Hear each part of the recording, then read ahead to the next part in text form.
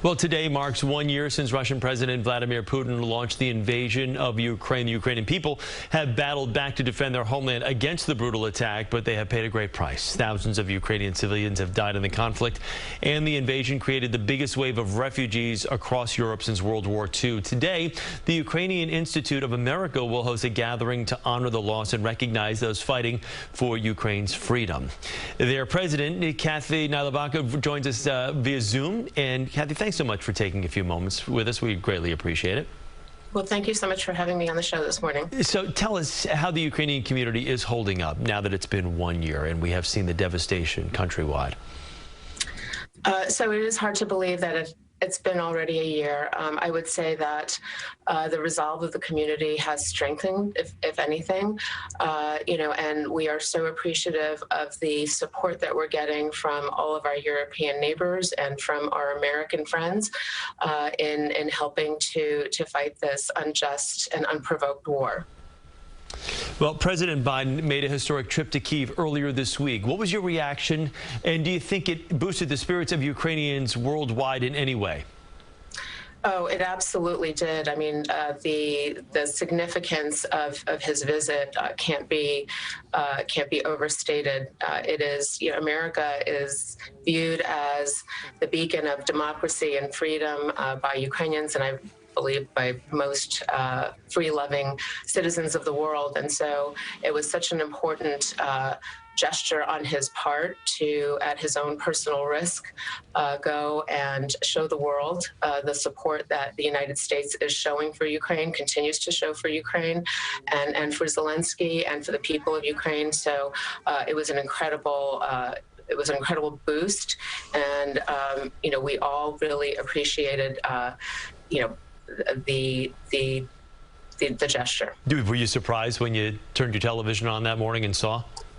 Oh, absolutely. And I also just received dozens of messages, text messages and emails from people from all walks of life and parts of my life saying, congratulations, this is amazing.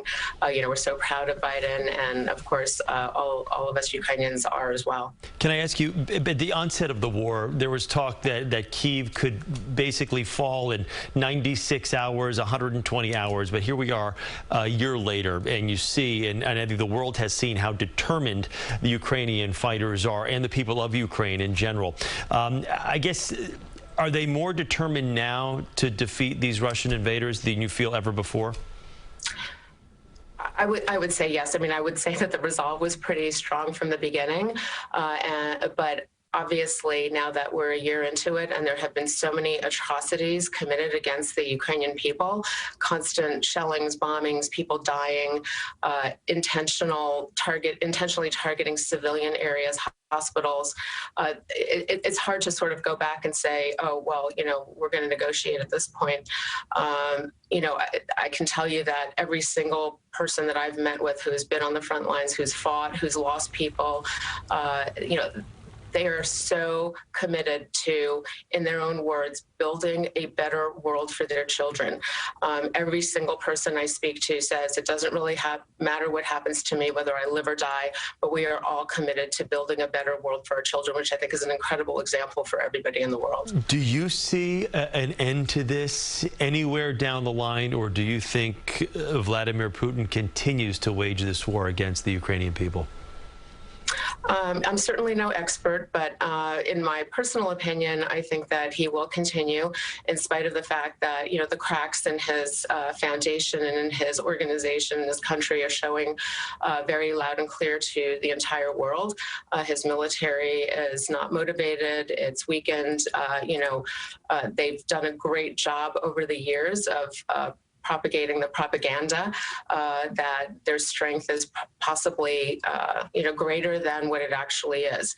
So while, I think that the reality is eventually they will fall, I don't think it will be because Putin backs down anytime soon. Your institute is hosting an open house today. Can you tell us what you're planning and what people can expect?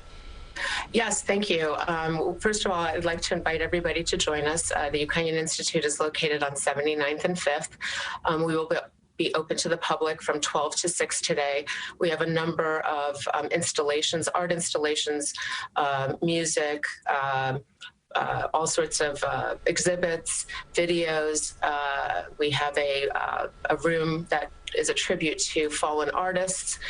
We have a healing room. We have a poetry room. And then from 4 until 6, we have a more formal program where we're going to have a number of very prominent speakers, both foreign ministers and some local politicians, as well as some female POWs from Ukraine. So it'll be a very interesting, thought-provoking, and I think deeply moving program from 4 until 6. And so we hope that everybody can join us to not only commemorate the 1-year anniversary of this brutal invasion, but also to celebrate the strength and the resilience of the Ukrainian people. That's for sure. Kathy, well said. We appreciate you taking the time. Thank you very much. Thank you for having me. Have a great day. Kathy Nalivaiko, the president of the Ukrainian Institute of America, and we appreciate you once again being with us. Today's open house will be held at the Ukrainian Institute, which is located at 2 East 79th Street, and that's from noon to 6. For more information about their work and mission, go to our website, cbsnewyork.com.